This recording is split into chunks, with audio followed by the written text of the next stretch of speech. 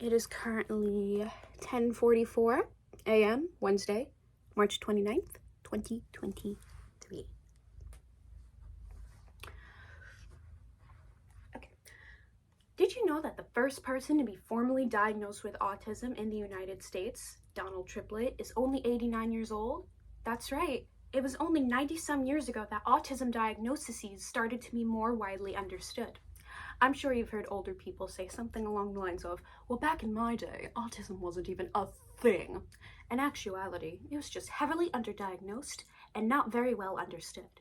According to the Child Mind Institute, autism is a developmental disorder that is marked by two unusual kinds of behaviors: deficits in communication and social skills, and repetitive or restrictive behaviors.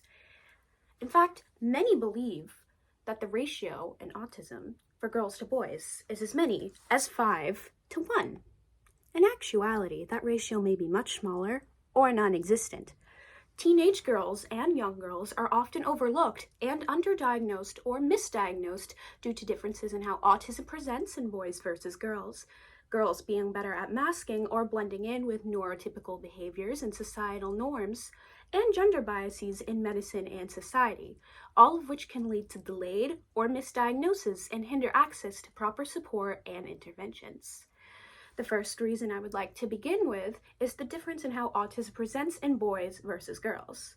According to Psych General, studies found that boys are much more likely to develop routines, feel distressed wearing certain clothes or eating certain textures, and struggle with eye contact.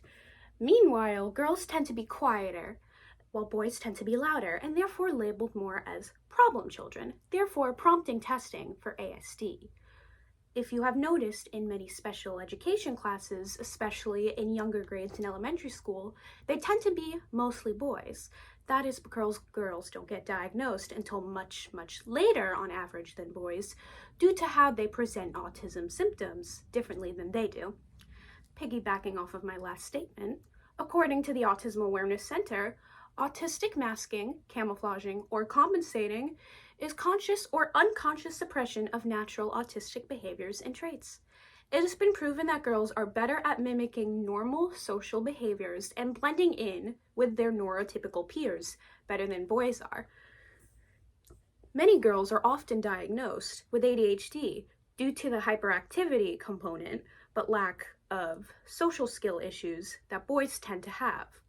Meanwhile, they actually fit the criteria for ASD, but due to the masking and better blending in with their neurotypical peers, they are much, much more likely to be misdiagnosed with ADHD or other forms of neurodivergency rather than what they actually have, autism spectrum disorder. A quote from Psych General: there's hyperactivity without as much social impairment or a different kind of social impairment, so the autism is missed in young girls as opposed to young boys. Another reason many girls' autistic symptoms are overlooked are due to overall biases in medicine and society. Excuse me. Sensory overload is often believed to be temper tantrums when presenting in girls, when in boys it is much more obvious and their concerns by them and their parents are taken much more seriously. As a result, this prompts testing for ASD, allowing for boys to get a much earlier diagnosis. Many doctors often ignore symptoms in young girls as well, believing them to be faking it or that autism in girls isn't as common, as presented by the widely believed ratio of 5-1 in boys and girls. Many doctors also come up with excuses for behavior, such as, oh, she's just, organized, or has OCD type of tendencies, or is just a quieter person all around, when in actuality, they do have autism spectrum disorder, they just don't make it as well known as boys do. Overall, the knowledge and research on autism progresses as we learn more and more each passing day. And with Autism Awareness Month coming up in a few short days, it is crucial to understand the differences in autism between young boys and young girls, and so young girls can get the diagnoses earlier and they can get the support and interventions that they need to succeed and to thrive.